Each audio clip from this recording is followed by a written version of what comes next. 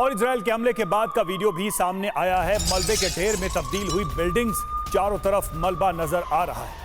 ये तस्वीरें आप देखिए, हमले के बाद की ये तस्वीरें हैं, किस तरह से बिल्डिंग्स तबाह हुई हैं और मलबा ही मलबा नजर आ रहा है। बड़ा हमला हुआ है, भीषण हमला हुआ है इजराइल की तरफ से, और ये स्थिति तब है जब इजराइल लगातार ये हमले जारी रखे हुए हैं।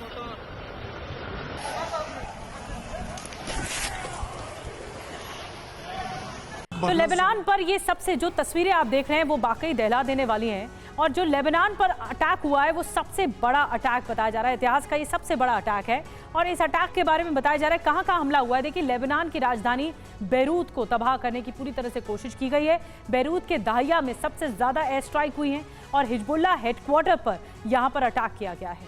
इसके अलावा अल जमौस घेबेरी में हमले किए गए हैं। हिजबुल्लाह हथियार फैक्ट्री पर अटैक किया गया। रिहायशी इलाकों में भी एयर स्ट्राइक की गई है। गैस स्टेशन पर भी ये हवाई हमले किए गए और 4 बड़ी इमारतें पूरी तरह से खत्म हो गई। ये तस्वीरों में हमने देखा, हमले में 100 से ज्यादा लोग घायल हुए हैं, कईयों की मौत हुई है। जो इजराइल डिफेंस फोर्स है उसने ताबड़तोड़ एयर स्ट्राइक यहाँ पर की है। जो एयर फोर्स है इजराइल का वो भी इसमें इन्वॉल्व रहा है।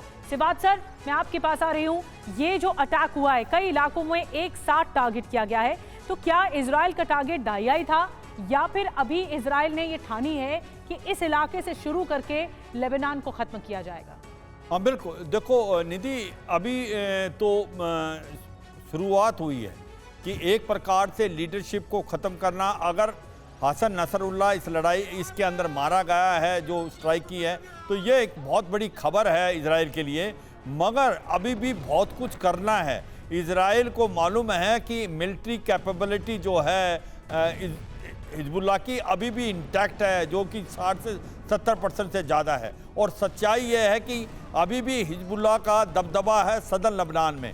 और जो 50 से 60 हज़ार इजरायली वहाँ से प्लान कर गए नॉर्थ इजराइल से, अगर इनको वापस बसाना है तो ग्राउंड इन्वेजन करना ही पड़ेगा इजराइल को। और ये जो हिजबुल्लाह है इसको मारना, ख़त्म करना और इनको धकेलना पड़ेगा सेंट्रल लेबनान। और सर, हमें याद है कि ये होगा। नेतन्याहू ने तो बोला ही था कि हम नॉर्थ इजराइल से जितने लोग वापस आए उनको हम जाके बसाएंगे और इसके लिए चाहे जो भी करना पड़े। और लगता है कि उसी की कीमत अब चुकाई जा रही है। और देखिए, इजरायली सोर्सेज के हवाले से बड़ी खबर सामने आ रही है। हिजब मुख्यालय पर 60 बंकर रॉकेट दागे गए हैं। जो भी अंदर था सभी लोग मारे गए, ये इजराइल ने दावा किया है कि यानी कि उसके अंदर जो भी मौजूद था वो बचा नहीं है।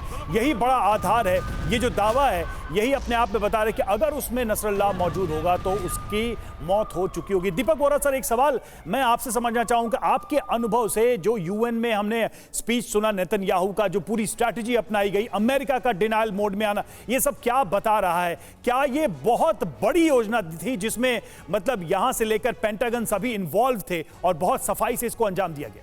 विदाउट एनी डाउट मैं आपको एक चीज़ याद दिलाता हूं कि जुलाई के आखिरी सप्ताह में यूएस कांग्रेस को बेंजामिन नेतन्याहू साहब ने एड्रेस किया था और क्या बोला था कि हम अपने लिए नहीं लड़ रहे, सिर्फ हम अमेरिका को बचाने के लिए लड़ रहे हैं। उन्होंने 9/11 का जिक्र किया और फिर एक चीज़ कही थी सर, ये मेरा ख्याल 23-24 जुलाई की बात है, कि अमेरिका हमें वो साधन दे दे ताकि हम जंग को जल्दी ख़त्म करें। एक हफ्ते के बाद हनीय साहब ऊपर चले गए थे।